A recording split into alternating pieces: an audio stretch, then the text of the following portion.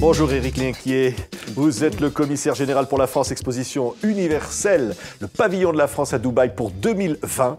C'est une exposition universelle, c'est un événement exceptionnel. J'allais dire, comme en 1900 pour la Tour Eiffel, vous allez bâtir quoi dans cette exposition universelle? Alors déjà, l'exposition en soi est un événement, parce que nous, le pavillon de la France, c'est un pays parmi 190. Alors on va essayer d'être un peu mieux qu'un 190e du total, mais c'est d'abord un événement de 25 millions de visiteurs sur 450 hectares, un certain nombre de bâtiments un peu iconiques qui vont rester sur le site. Ouais. Donc ça, c'est déjà ça, le projet en soi d'exposition universelle. Ouais, l'idée, c'est quoi? C'est de montrer le savoir-faire français? Alors pour ce qui nous concerne, c'est de montrer ce qu'on sait faire en termes de villes et de territoires innovants en France. C'est la thématique de l'exposition.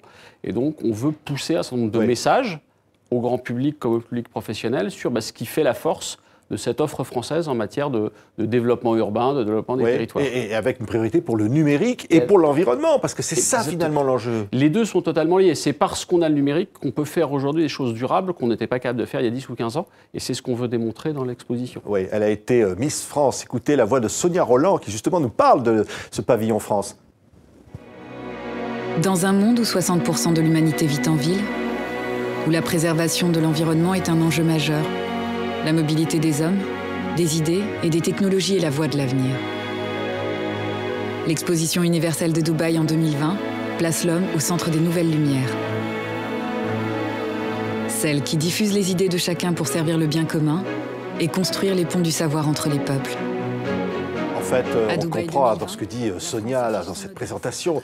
L'enjeu, c'est quoi finalement? C'est montrer un monde uni autour d'enjeux qui concernent toute l'humanité. Qui concerne toute l'humanité, qui concerne notamment les pays émergents. Et on est pour la première fois dans une zone du Proche et du Moyen-Orient où a lieu cette exposition universelle, qui, avec l'Asie, avec l'Afrique, est la première confrontée à l'explosion démographique des villes, à l'exode rural, ce qui fait qu'il faut repenser dans ces grands pays des solutions d'aménagement, d'urbanisme à l'échelle d'agglomérations de 20, 30, 50 millions d'habitants. Ouais. Et c'est ce qu'on veut démontrer, c'est que on a un certain nombre d'acteurs en France qui sont des acteurs qui sont capables de porter cette vision globale de l'aménagement maîtrisé des grandes villes du monde émergent. Votre budget d'investissement ne se compare pas avec ceux du Japon, de la Chine? On est un petit poussé. On a un certain nombre de pays qui vont investir 80, 100, 120 millions de dollars sur leur pavillon à l'exposition de Dubaï. Nous, notre budget, il est transparent, il est de 28 millions d'euros. Oui, à charge pour nous d'être efficace. C'est suffisant pour être efficace? C'est parfaitement suffisant, à condition d'être imaginatif, d'être créatif, de s'appuyer beaucoup sur un certain nombre de compétences qu'on a en France et qui nous permettent de compléter ce budget. Par exemple, notre pavillon va être doté de tuiles solaires pour sa production énergétique. Typiquement, c'est une entreprise française qui les met à disposition et qui nous permet de couvrir notre pavillon de tuiles solaires le temps de l'expo. Oui, donc au fond, le message de la France, c'est de dire que la France aujourd'hui est un pays innovant. C'est pas forcément l'image qu'on a tous les jours. Lorsqu'on regarde les actualités télévisées, on a l'impression d'une France en difficulté aujourd'hui. Alors c'est souvent la perception qu'on peut avoir de l'intérieur. Moi, j'ai plutôt tendance à avoir la perception qu'on en a de l'extérieur, à la fois l'image de la France en tant qu'innovante en matière urbaine, mais aussi des entreprises françaises qui sont vues dans le monde souvent comme l'alternative aux grands groupes américains, aux grands groupes chinois de plus en plus, qui eux effectivement portent une vision de la ville qui n'est pas forcément la nôtre, mais à laquelle on peut apporter une vraie alternative sur une ville beaucoup plus centrée sur le citoyen, une ville beaucoup plus orientée vers les services, et pas seulement une ville de la technologie pour la technologie. Oui. La France a une suffisamment, bonne image aujourd'hui pour, inspirer les autres, malgré ce qu'on voit? Absolument. Et on a surtout des opérateurs, et je pense à des opérateurs économiques, mais aussi à des universités, à des centres de recherche, qui ont une vraie expertise sur le développement urbain et l'utilisation numérique du numérique dans le développement urbain. Et ça, c'est reconnu internationalement. Et là, on a l'occasion de le démontrer à l'occasion de cette exposition. On va voir encore des images. Vous attendez des millions de visiteurs. La France est attendue.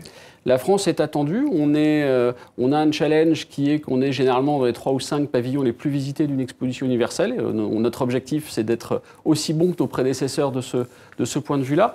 On est attendu parce qu'effectivement, comme je le disais, pour les visiteurs africains qui sont nombreux, pour les visiteurs du Moyen-Orient, pour énormément de visiteurs asiatiques, beaucoup d'Indiens, beaucoup de Chinois, de pays de l'ASEAN, c'est une vraie référence, parmi quelques-unes, mais avec des spécificités qui font sa force dans ces pays qui sont confrontés à l'explosion urbaine. Oui, alors on est clair là-dessus, c'est le Moyen-Orient, Dubaï, et c'est la première fois qu'une exposition universelle est réalisée dans cette région. Ça veut dire que là, il y a un enjeu tout particulier en direction à la fois de l'Asie, de l'Afrique.